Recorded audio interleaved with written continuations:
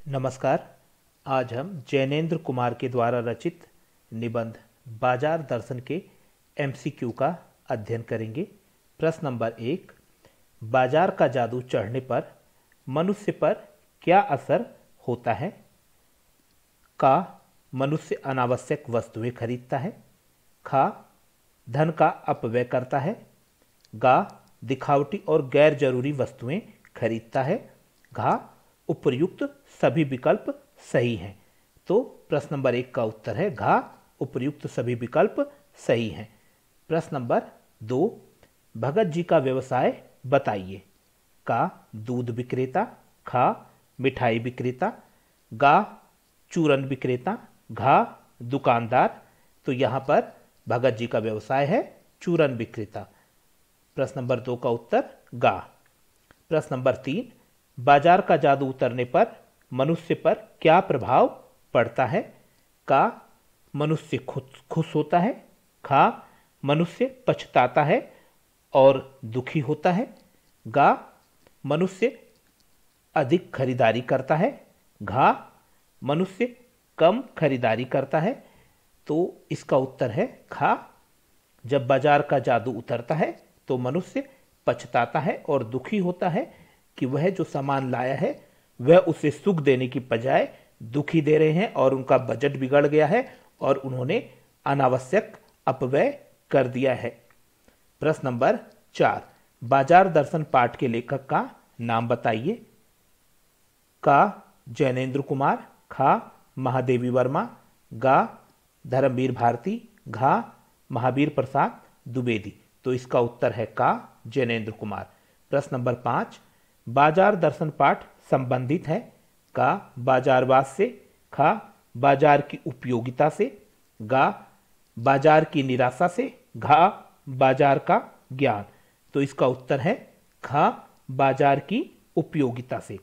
प्रश्न नंबर 6, बाजार दर्शन पाठ में जैनेन्द्र कुमार के मित्र किसके साथ बाजार गए थे? का, पिता के साथ। खा, मित्र के साथ। गा, पत्नी के साथ। घा, भाई के साथ। तो इसका उत्तर है गा, पत्नी के साथ बाजार गए थे और बहुत सारा सामान लाए और कहा कि पत्नी साथ गई थी इसलिए ये सारा बेफजूल खर्च हो गया। प्रश्न नंबर 7, अनावश्यक वस्तुएं लेखक के मित्रों ने खरीदकर दोषारोपण किस पर किया? का, लेखक पर। खा, बाजार का जाल। गा, पैसों पर। घा, पत्नी व बाजार का जाल पर। तो इसका उत्तर है प्रश्न नंबर 7 का घा, पत्नी और बाजार का जाल। पहले जो दोस्त गए थे बाजार से बहुत सारा सामान लाए और उन्होंने अपनी पत्नी के ऊपर दोषारोपण किया और दूसरा जो दोस्त गया था जो बाजार घूम कर आया लेकिन वो कोई भी सामान नहीं लाया और उस दोस्त ने बाजार का जो आकर्षण है, जो बाजार का जाल है, सजा सजा के जो वस्तुएं रखी गई हैं उस पर दोषारोपण किया क्योंकि उनके पास पैसा नहीं था अधिक खरीदारी करने हेतु और वो कोई भी सामान खरीद नहीं पाए और इसलिए उन्होंने बाजार के जाल पर ही दोषारोपण किया। प्रश्न नंबर 8, भगत जी कैसे व्यक्ति हैं? का, लालची। खा, पैसों के लोभी। गा, संयमी और संतोषी तथा भले आदमी। घा, असंतोषी। तो प्रश्न नंबर 8 का उत्तर है गा, संयमी, संतोषी और भले आदमी। प्रश्न नंबर 9, जैनेन्द्र कुमार के अनुसार पैसा है। का, पावर। खा, मैल। गा, माया। घा, बेकार। तो इसका उत्तर है प्रश्न नंबर 9 का पावर। प्रश्न नंबर 10, बाजार का जादू मनुष्य पर कब चढ़ता है? का, मन खाली होने पर। खा, मन भरा होने पर। गा, मन बेकार होने पर। घा, मन तैयार होने पर। तो प्रश्न नंबर 10 का उत्तर है का, मन खाली होने पर बाजार का जादू व्यक्ति पर खूब चलता है। प्रश्न नंबर 11, लेखक के अनुसार हमें बाजार जाते समय किन बातों का ध्यान रखना चाहिए? का, बाजार जाते समय खरीदारी की लिस्ट बनाकर मन को भर लेना चाहिए। खा, बाजार जाते समय जेब भरी और मन खाली नहीं होना चाहिए। गा, बाजार जाते समय मन खाली व जेब खाली नहीं होनी चाहिए। घा उपर्युक्त सभी विकल्प सही हैं। तो प्रश्न नंबर 11 का उत्तर है घा उपर्युक्त सभी विकल्प सही हैं।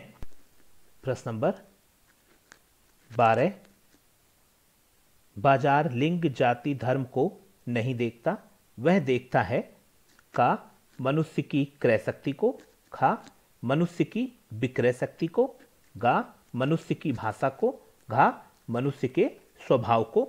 तो इसका उत्तर है 12 का मनुष्य की क्रय शक्ति को ही बाजार देखता है। वो जाति धर्म लिंग आदि का जो भेदभाव है उसको नहीं मानता है। आपके पास पैसा है तो बाजार उसी पैसे के हिसाब से ही आपको अमीर और गरीब की श्रेणी में डिवाइड करता है, लेकिन वो लिंग जाति धर्म भाषा आदि का भेदभाव नहीं करता है। प्रश्न नंबर 13, बाजारूपन से क्या तात्पर्य है? का दिखावा हेतु सामान खरीदना, खा अनावश्यक व आकर्षक वस्तु खरीदना, गा पैसों का दिखावा करने हेतु अपव्यय करना, घा उपर्युक्त सभी। तो प्रश्न नंबर 13 का उत्तर है घा उपर्युक्त सभी, अर्थात बाजारूपन में दिखावा हेतु सामान खरीदना भी आ जाएगा, अनावश्यक और आकर्षक वस्तुएं खरीदना भी आ जाएगा, और पैसों का दिखावा करने के लिए अपव्यय करना, गैर जरूरी सामान खरीदना भी बाजारूपन में शामिल है। तो इसका उत्तर है घा उपर्युक्त सभी। अगला हम देखते हैं प्रश्न नंबर 14, कौन लोग बाजारूपन बढ़ाते हैं? गरीब, खा अमीर, गा अमीर व गरीब दोनों, घा जो लोग मनी पावर से अनावश्यक खरीदारी करते हैं। तो यहां पर प्रश्न नंबर 14 का उत्तर है घा जो लोग मनी पावर से अनावश्यक खरीदारी करते हैं वो लोग बाजार के बाजारूपन को बढ़ाते हैं। प्रश्न नंबर 15, बाजार दर्शन पाठ में अकिंचित कर किसे कहा गया है? यहां पर ऑप्शन है का जैनेन्द्र कुमार को, खा भगत जी को, गा मित्र को, घा खरीदारों को। तो यहां पर प्रश्न नंबर 15 का उत्तर है खा भगत जी को। प्रश्न नंबर 16, बाजार का जादू किस इंद्रिय के द्वारा कार्य करता है? का नाक के द्वारा, खा कान के द्वारा, गा आंख के द्वारा, घा मुंह के द्वारा। तो इसका उत्तर है बाजार का जादू आंख की राह काम करता है। तो इसका उत्तर है गा आंख। प्रश्न नंबर 17, भगत जी एक दिन में कितनी कमाई करते हैं? 4 आने की, इसका पहला ऑप्शन का 4 आने की, खा 7 आने की, गा 5 आने की और घा 6 आने की। तो इसका उत्तर है घा 6 आने की।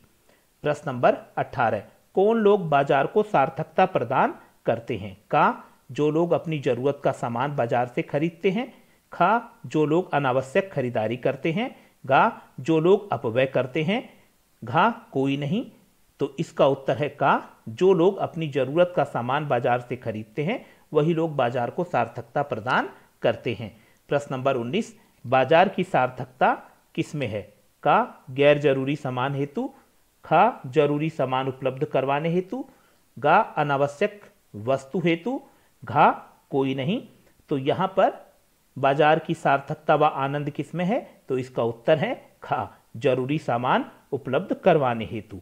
प्रश्न नंबर 20, बाजार दर्शन पाठ में माया जोड़ने का कार्य किसका बताया गया है?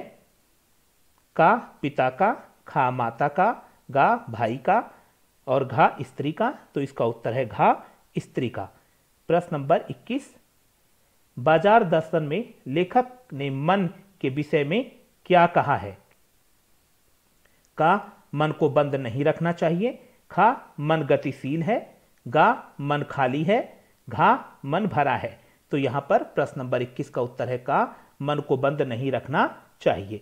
प्रश्न नंबर 22, लेखक के अनुसार हठ करने से मन क्रस हो जाता है इसलिए हठ योग का अपनाना चाहिए, खा तिरस्कार करना चाहिए, गा करना चाहिए, घा कोई नहीं। तो इसका उत्तर है खा हठ योग का तिरस्कार करना चाहिए, हठात मन को बंद नहीं करना चाहिए।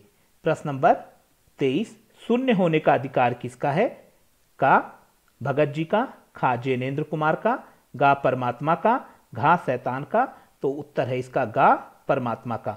परचेजिंग पावर से क्या आशय है? प्रश्न नंबर 24 है यहां परचेजिंग पावर से क्या आशय है?